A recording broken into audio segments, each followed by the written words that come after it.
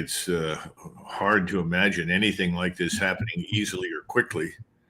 Uh, I always go back to our intervention in Vietnam, where people landed on the beach, the Marines went inland, the Army eventually came in, and everyone asked immediately, "What are we attacking? What's our objective?" And after much confusion, they came up with one. I look at Venezuela with a 1,700-mile coastline, 1,380-mile border with Brazil, and a similar border of about roughly 1,379 miles with Colombia. And I asked the same question: what are we going to do? What are these 17,000 troops in Puerto Rico going to do? How do they get there? Once they arrive, what do they do? I see nothing clear or unambiguous about the thinking or planning behind this thing they're calling Southern Spear. And what would war look like? I mean, would it be boots on the ground? You mentioned an extraordinary number of American troops in Puerto Rico. I believe, correct me if my belief is wrong, there are also 10,000 Marines off the coast of Venezuela in these various ships. Well, I'd be surprised if they weren't, because the one thing that's easily seized is the international airport, the Bolivar International Airport. It's right on the coast. A couple of thousand Marines should be able to secure that airport very, very easily. Now, what happens after you secure the airport? How do you bring in other troops? Where do they go? Caracas is a little further inland, and it's surrounded by mountains and hills. There are some tunnels that go through the mountains and hills into Caracas. How do we get in there? I guess we could fly. I guess you could also have airborne drops. I hear a lot from my friends on active duty about repeating Panama. One of the things that we did in Panama was you had this airborne assault. You have all of these light infantry centric generals at the top of the army that just can't wait to launch another airborne assault. The problem is that Venezuela is not Panama, Judge. Venezuela is huge. You can get in, I think, fairly easily, particularly given the offshore presence that we've got. But then what do you do when you get there, and how do you plan to get out? I mean, unless you can very rapidly install a new government that is friendly to you, that can maintain some level of order in the country, you face the possibility of total disintegration of public order. That means that you have no control over what goes on inside the country, and everyone and their brother can possibly take a shot at you. They've got 30 million people. How many of those will resist is anybody's guess.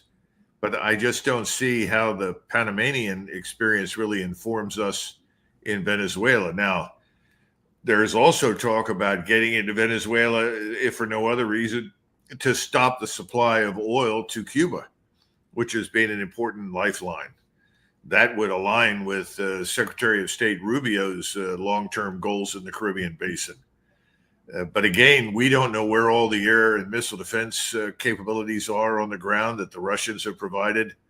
And we're not even sure that what won't ensue is something similar to the proxy war we've been waging in Ukraine against Russia, that the Russians would turn around and effectively wage a similar proxy war against us in Venezuela, using Brazilian, Colombian, as well as Venezuela paramilitaries to attack us. I mean, the whole thing is a disaster in my judgment. Two comments from what you said. One is, good God, we've been starving the people of Cuba since 1962. Now we're going to try and cut off their oil. Why? This doesn't change the regime. It just impoverishes the population, and Rubio must know that. Well, except that Rubio also knows that Cuba is probably weaker today than it has ever been in its history. There's really nothing in Cuba anymore but poverty.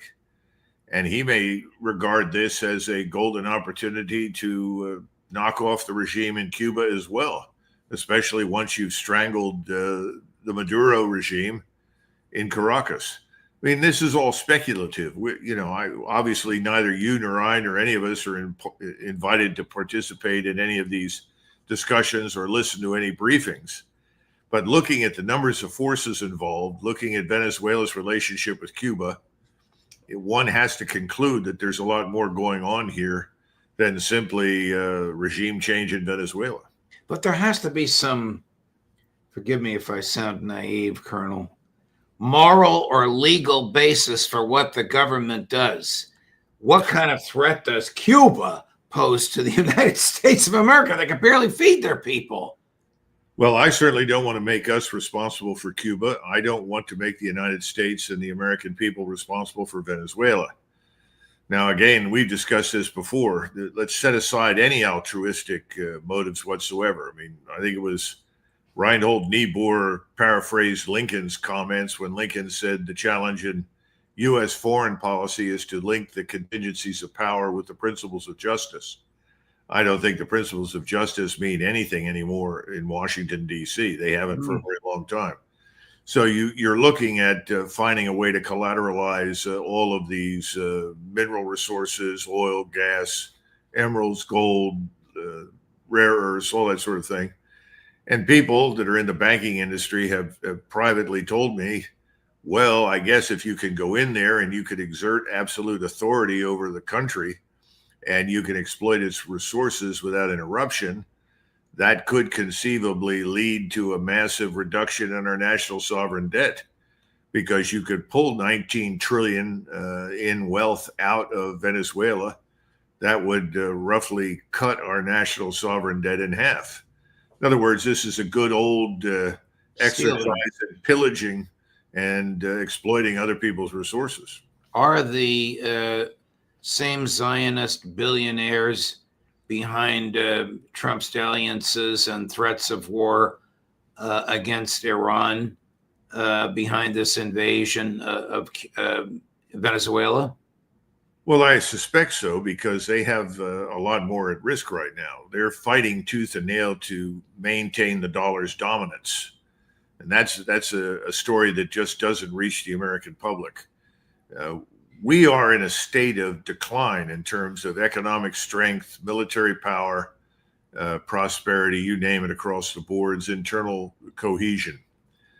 The Russians, the Chinese, Indians, and others are viewing us as a potentially dangerous and irrational actor on the world stage. I'm sure you've heard Jeffrey Sachs say something similar. Right. And they're trying to manage us.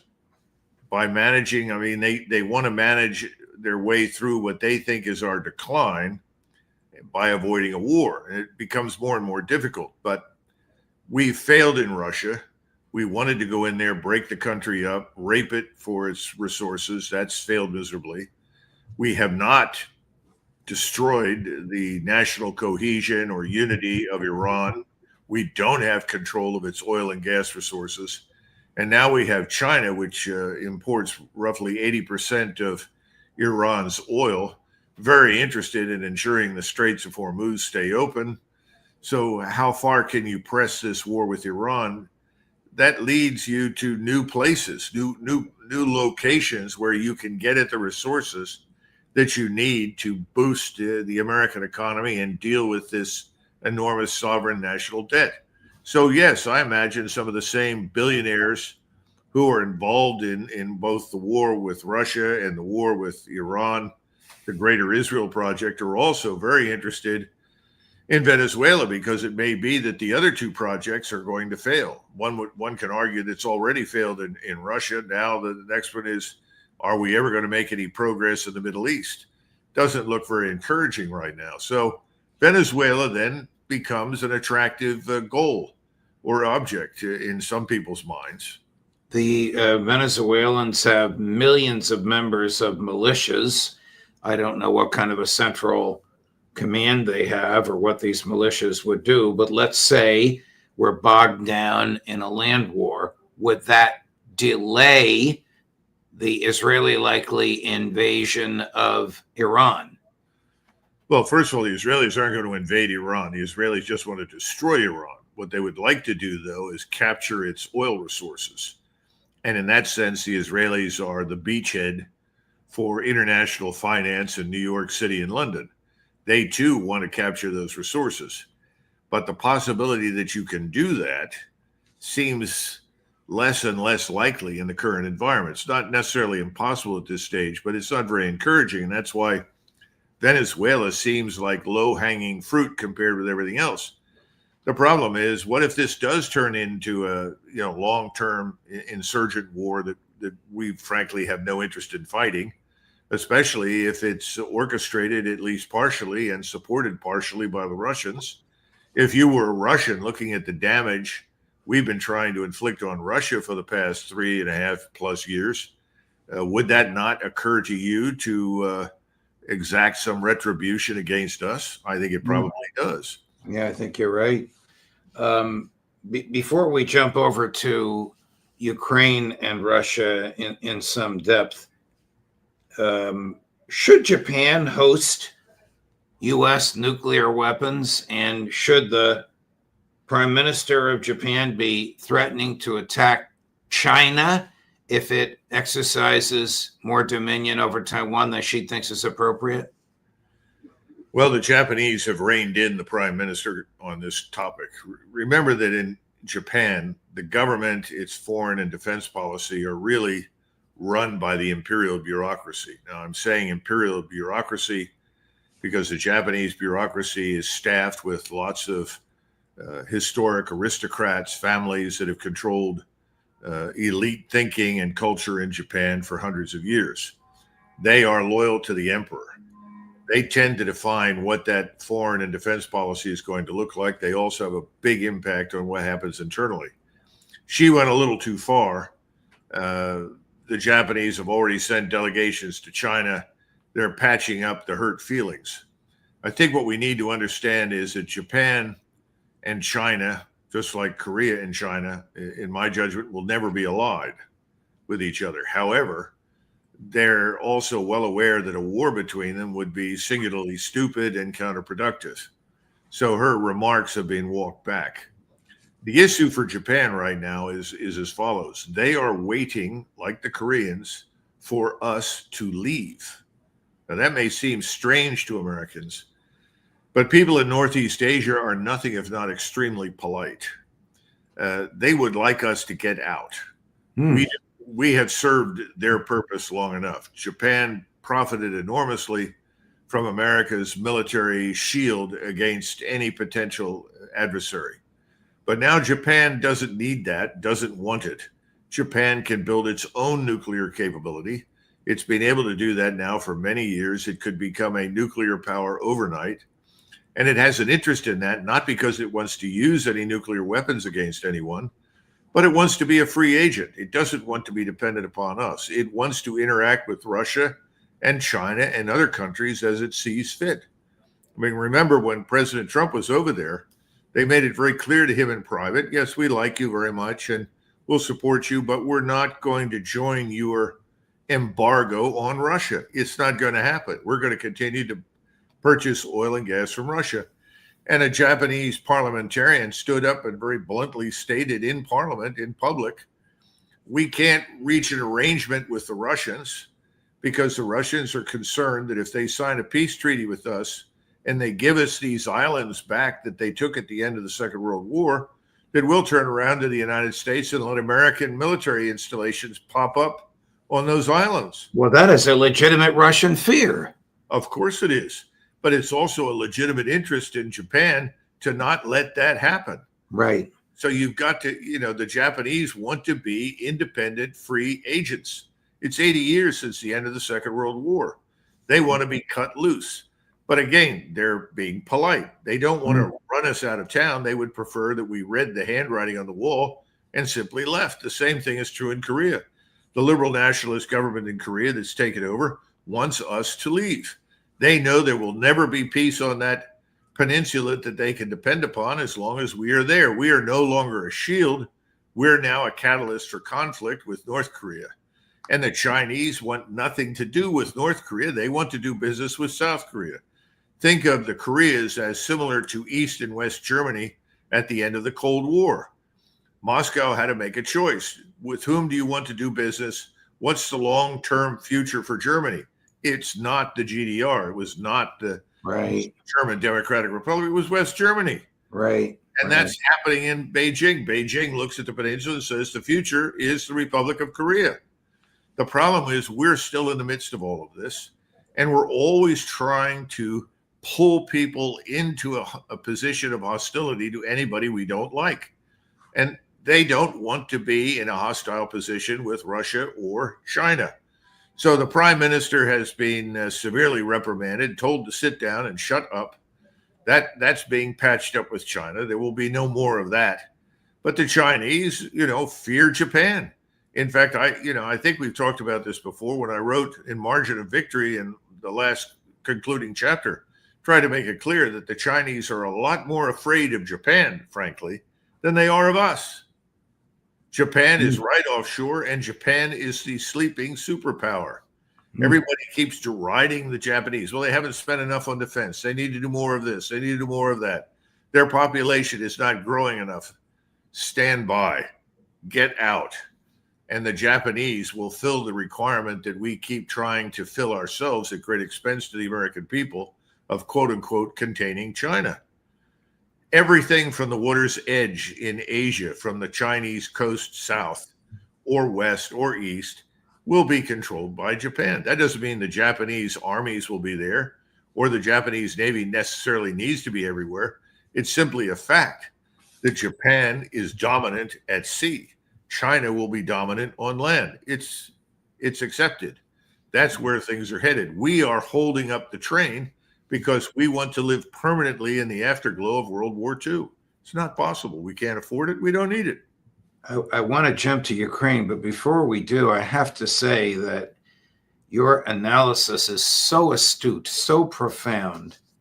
I can't imagine Marco Rubio or Pete Hegseth speaking this way to the President of the United States. They just don't have the knowledge, understanding, analytical skills, or will to talk to him this way. But boy, if more people spoke as you do, be a lot safer and more free world. Okay, just my editorial, not because we're friends, but because I'm moved by what you said. Yeah, but remember, Judge, there was a statement, I think it was in The Art of the Deal, and President Trump had told the man that authored the book for him, I've learned never hire anyone who is smarter than you.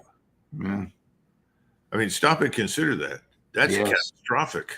Yes, it is catastrophic. It should be, of course, the other way around. Colonel, in the past week, the length and breadth of corruption in President Zelensky's government has become a public conversation in Kyiv and elsewhere. How we know how bad it is. How is it, if at all, likely to affect what remains of the war? Well, I think it affects the war very much and has from the very beginning and continues to do so. I think our friend Zelensky is on very fragile ground, as is his inner circle. They see the handwriting on the wall. What is stopping Putin and the Russian military establishment from launching straight to the Dnieper River and then ultimately crossing and seizing Kiev? Well, I can tell you what's stopping it, and it's President Putin.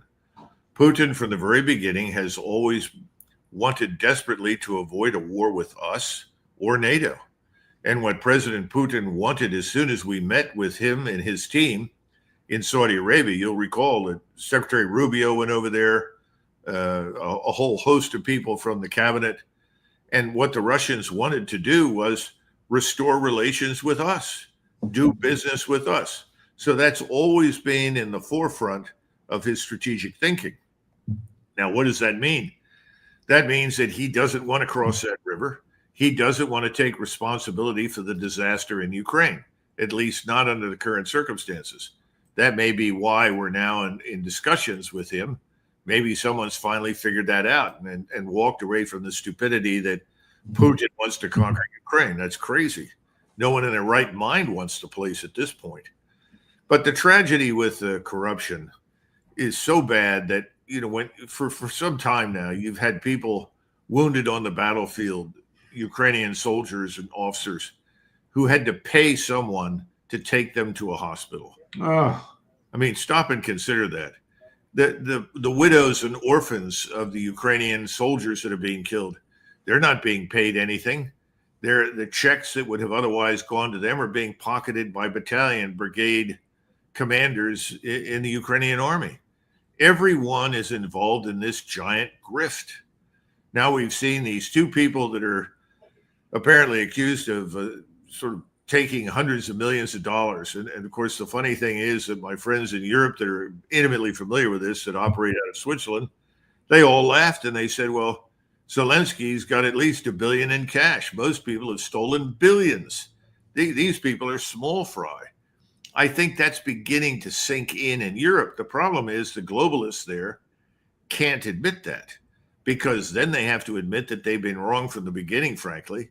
Russia doesn't present this threat. And then how do they stay in power? Because they are all about maintaining themselves in power. And the situation in Europe economically, socially, politically is catastrophic right now, as you know. So they're not going to take any chances. They're going to hold fast against anything we want to do to end that war. So recently, Reuters has reported on secret negotiations between Steve Witkoff and Kirill Dmitriev, sort of his opposite number in the Kremlin, an outside, well-to-do businessman who happens to have been educated at Stanford University, about new and extensive United States-Russia talks about peace in Ukraine and a reset of relations between the United States and Russia. This morning, I was given the opportunity to question Maria Zakharova, who's the official spokesperson for the Russian Foreign Ministry, and I posed this question to her, and she flat out denied it. I don't know if these conversations are so secret that she doesn't know about them, that our boss doesn't know about them, or she just didn't want to reveal it on international television. But again, President Trump bypassing Secretary of State Rubio to use Steve Witkoff to try and solve one of the world's most intractable problems. Question, whatever it is, whatever the solution is, whatever Witkoff has offered, it can't be less than what President Putin's demands have consistently been from day one. Am I right? Yeah, I think so. Again, first of all, you and I haven't seen the 28 points. We haven't been briefed on any of this. You and I know about as much as you've just discussed. Right. Now, President Putin did make a remark saying that he was pleased that at least at this point, for the first time, Russian interests were being taken into account, something along those lines. That's encouraging. But we got to be careful. You know, we've been through all of these convulsive phases that they change from, euphoria to depression within the space of a few days. I am someone that would love to see peace come to Ukraine. I mean, that's the best thing that could happen for the people that live in that country. I think that it's appropriate that President Trump and President Putin sit down with their respective teams and draw a new map.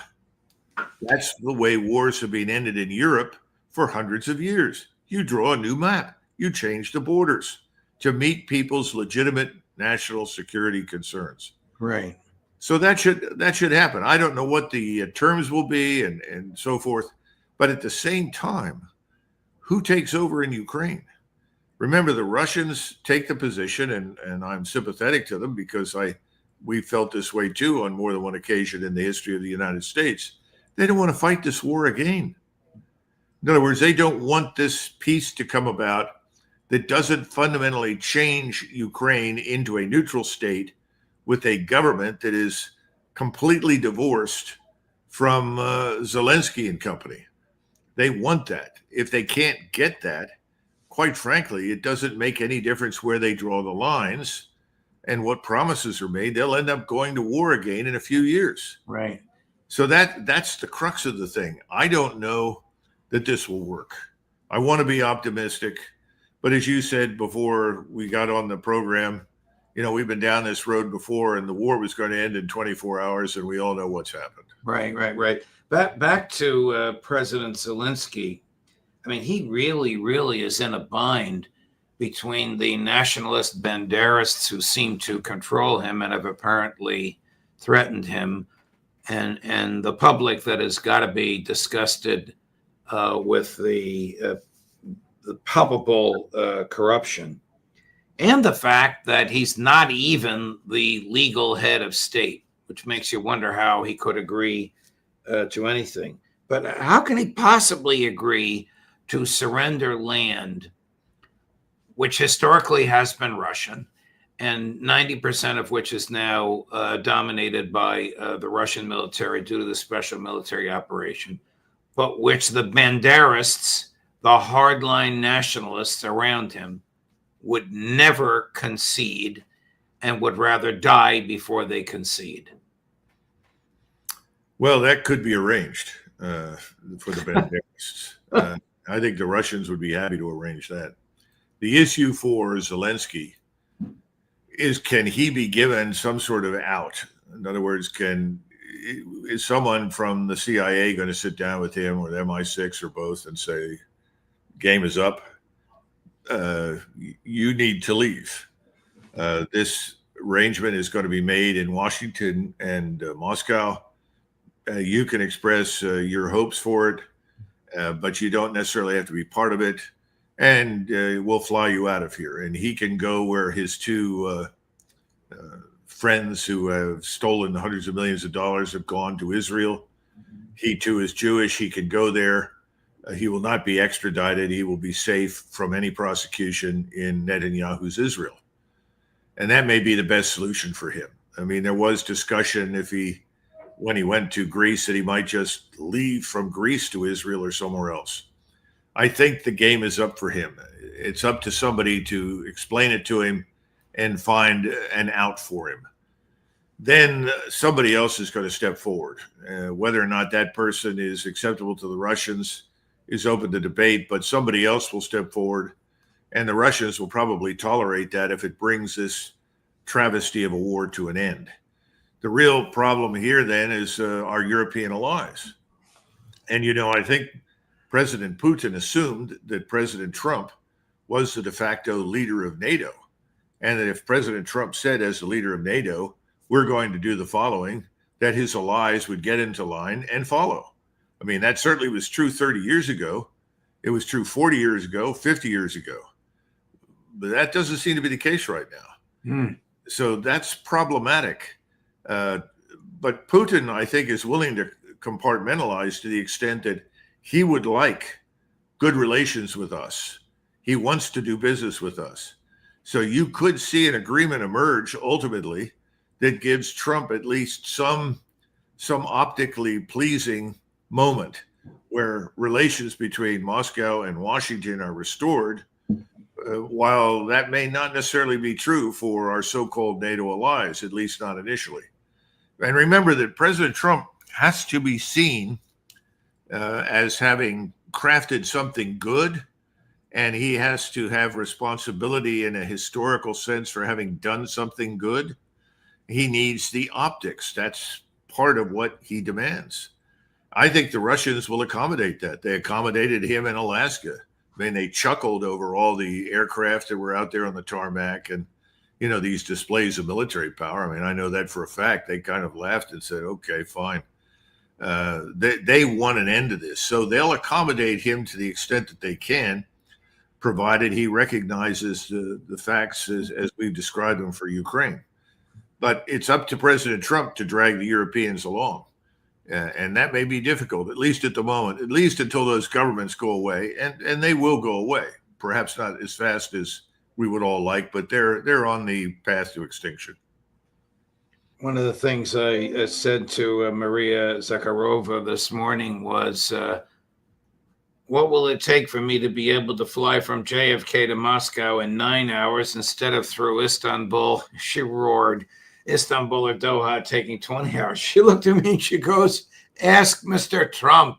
These are his sanctions, not ours. Yes, that's absolutely right. And, this business of bullying everything, I think President Trump, again, wants to be seen as the strong guy who pushed this agreement, whatever it turns out to be, that President Putin is willing to sign. Right. He has to be seen in those terms. And I think the Russians will accommodate it because they're just sick of the whole thing. And they know that the Ukrainian people have had it. I mean, you talk to German journalists and others that have been to Western Ukraine, and they report the population is ready to throw in the towel. In fact, Ukrainians living in the west of the Upper River, have actually said, we don't want another war. And the best way to avoid another war is to make sure the government in Kiev is friendly to Moscow. They know that. They understand that.